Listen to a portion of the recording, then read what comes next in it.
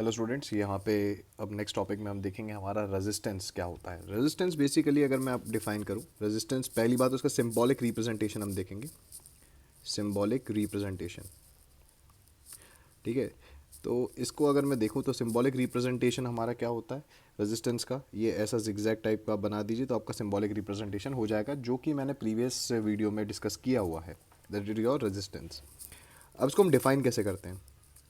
How we define the resistance? Basically, resistance is defined as the measure of obstruction to the flow of current. Measure of obstruction to the flow of current, right? तो कितना ये current को oppose करता है, that is your resistance. अब resistance basically हम define Ohm's law में करा था जो पहली बार है, तो V is equals to I R आपका जो होता है वो ओम्स लॉ होता है। और रेजिस्टेंस का कुछ वैल्यू हमने फिर वहाँ पे देखा था लास्ट वीडियो में, रो एल बाय ए होता है, वेयर रो आपकी रेजिस्टिविटी होती थी, रेजिस्टिविटी, एल आपका लेंथ होता था, ए आपका एरिया ऑफ क्रॉस सेक्शन होता था। अब एरिया कौन सा लेना है? जैसे मान लीजिए वायर जो होता है वो सिलेंड्रिकल होता है, राइट, ये आपका वायर है, तो आपको एरिया इस वाले हिस्से का लेना है जो कि क्या होता है पाई आर स्क्वायर, है ना। तो ये एरिया आपको लेना है, लेंथ आपका ये हो जाएगा, करेक्ट। अब आप नोटिस करें तो इसमें रेजिस्टेंस किन किन पैरामीटर्स पे डिपेंड कर रहा है। तो resistance is directly proportional to L आ रहा है, इन्वर्सली प्रोपोर्शनल टू ए आ रहा है, ठीक है। तो ये दो पैरामीटर्स हमने यहाँ पे डिस्कस करने हैं अभी, राइट। अब यहाँ पे एक सवाल ये पूछा जाता है कि अगर मैं वायर को स्ट्रेच करता हूँ, ठीक है, अगर आप वायर को क्या करें, स्ट्रेच करें, तो स्ट्रेच करने से क्या होता है कि वॉल्यूम तो कांस्टेंट रहने वाला है। ये ध्यान रखिएगा, जब भी आप स्ट्रेच करेंगे तो वॉल्यूम कांस्टेंट रहता है। तो अगर मैं रेजिस्टेंस को लिखता हूँ रो एल बाय ए, ठीक है, मैंने क्या किया, एल का मल्टीप्लाई किया, एल का डिवाइड कर दिया, ठीक है, ये आपका रो है। तो रेजिस्टेंस कितना हो जाएगा, rho L square by volume. अब आप देख सकते हैं वॉल्यूम कांस्टेंट, रो कांस्टेंट, तो resistance is directly proportional to L square. ये इंपॉर्टेंट है, मतलब अगर आपने डबल लेंथ करी तो रेजिस्टेंस 4 टाइम्स हो जाएगा, लेंथ आपने ट्रिपल करी तो 9 टाइम्स हो जाएगा, एंड सो ऑन। तो यहाँ पे ध्यान रखिएगा, तो resistance will be directly proportional to L square, ठीक है। इसको आप और कैसे कर सकते हैं, again resistance is equal to rho L by लिख सकता हूँ। अब आप क्या करिए, ए का मल्टीप्लाई कर दीजिए, ए का डिवाइड कर दीजिए, तो आप देख सकते हैं अब ये वॉल्यूम हो गया आपका। तो रेजिस्टेंस क्या हो गया, rho volume by A square. तो आप देख सकते हैं जो एरिया के स्क्वायर के डायरेक्टली प्रोपोर्शनल हो गया, कि अगर आप एरिया को डबल करते हैं तो रेजिस्टेंस 1/4 हो जाएगा, मतलब resistance inversely proportional to area है, तो एरिया को बढ़ाओगे तो रेजिस्टेंस कम होगा। तो यहाँ से आपको पता चलता है resistance is inversely proportional to A square. Area को आप क्या लिख सकते हैं, फिर एरिया को हमने पाई आर स्क्वायर भी लिख दिया। तो आप बताइए रेजिस्टेंस क्या हो जाएगा, इन्वर्सली प्रोपोर्शनल टू आर की पावर 4, क्योंकि ए स्क्वायर है ना, तो ए स्क्वायर करोगे तो पाई स्क्वायर आर की पावर 4 हो जाएगा। पाई स्क्वायर तो कांस्टेंट है तो लिखने की ज़रूरत नहीं है। तो ये आपका रेडियस है, ध्यान रखिएगा, रेडियस ऑफ वायर, ठीक है, बहुत बढ़िया। अब इसमें और भी मैनिपुलेशन आप कर सकते हो, जैसे फॉर एग्जांपल रेजिस्टेंस आपने लिखा है रो वी बाय ए स्क्वायर, ठीक है, आप ऐसा लिख सकते हो। वॉल्यूम को क्या लिख सकते हो, mass upon density, mass upon density volume हो जाएगा, मास अपॉन वॉल्यूम डेंसिटी, तो mass upon density is volume, है ना, लिख सकते हैं। तो रेजिस्टेंस कितना हो गया, rho M by D into A square. तो आप देख सकते हैं मास पे भी डिपेंड हो सकता है। तो अगर आपको मास और डेंसिटी के टर्म्स में दिया जाए तो आपको ये इक्वेशन यूज़ करना है।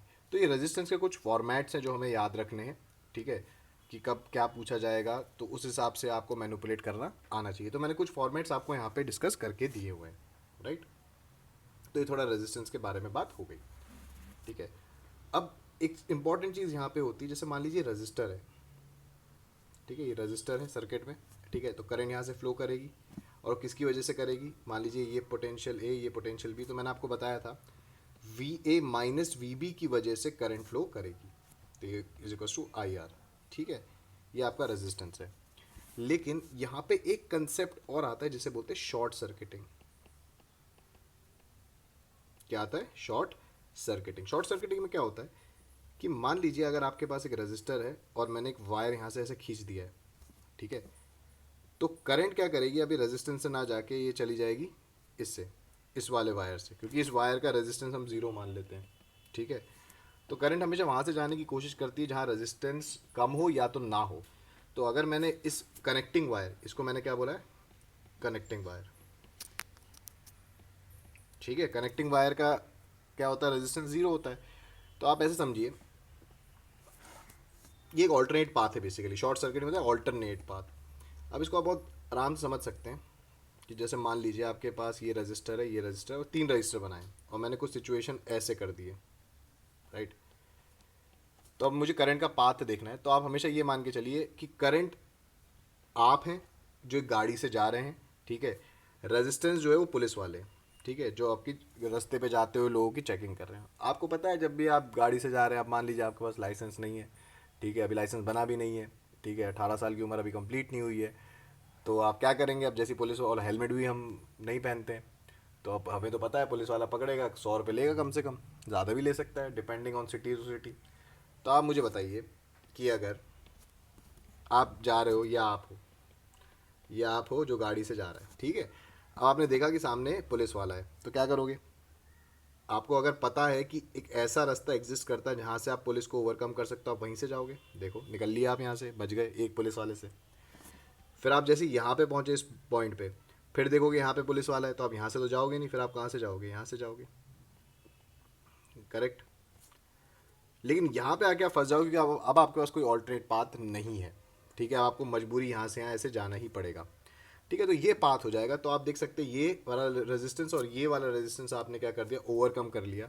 तो आपके काम का रेजिस्टेंस सिर्फ यही रहेगा, ये दोनों कोई काम के नहीं रहने वाले, तो इन दोनों को इसलिए मैंने क्रॉस कर दिया है आपके सामने। तो दैट इज शॉर्ट सर्किटिंग। तो कभी भी ध्यान रखिएगा, अगर कोई ऐसा पाथ आपको मिलता है जिसको आप ओवरकम कर सकते हैं, दैट इज, तो करंट वहीं पर ही वही चीज़ फॉलो करती है, ठीक है, वो रेजिस्टेंस में से नहीं जाएगी। ऐसा कोई नहीं करेगा कि नहीं यहाँ से बच सकते हैं तो हम नहीं, हम तो मरेंगे ही, ऐसा नहीं हो सकता कभी, है ना। तो that is short circuiting, right.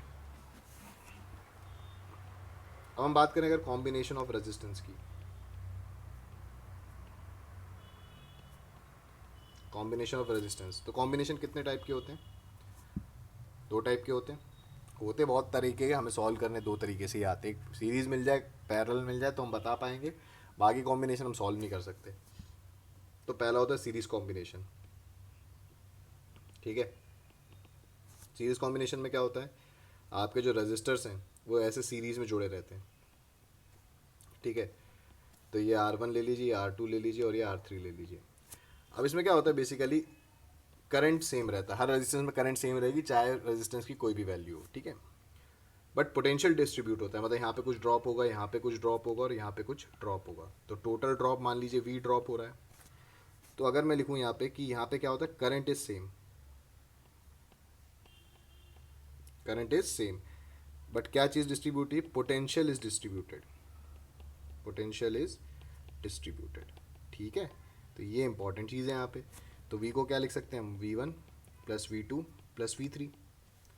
V को लिख लीजिए I इंटू आर इक्वेलेंट, इसको लिख सकते हैं I, क्योंकि करंट सेम है तो I1 लिखने की ज़रूरत नहीं है, R1 I R2 plus I R3। आप देख सकते हैं current will get cancelled out, आपका R इक्वेलेंट बचता है R1 plus R2 plus R3, ये आपका R इक्वेलेंट बचता है। तो कुछ नहीं है, डायरेक्टली जोड़ देना अगर रेजिस्टेंस सीरीज में नज़र आए। और एक चीज़ इंपॉर्टेंट ये है कि करंट सेम होनी चाहिए, अगर आपकी करंट सेम है तो वो रेजिस्टेंस ज़रूर सीरीज में होंगे, ठीक है। नंबर 2 आपका क्या होता है, पैरेलल कॉम्बिनेशन, ठीक है। क्या होता है पैरेलल कॉम्बिनेशन, पैरेलल कॉम्बिनेशन में सिचुएशन कुछ ऐसी रहती है,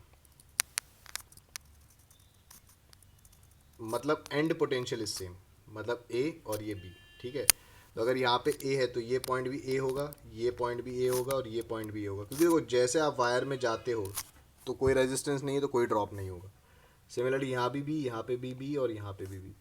तो आप देख सकते हैं हर रेजिस्टेंस के एक बाजू ए है, दूसरे बाजू भी है, तो आपको ये पोटेंशियल मार्क करना आना चाहिए, ठीक है।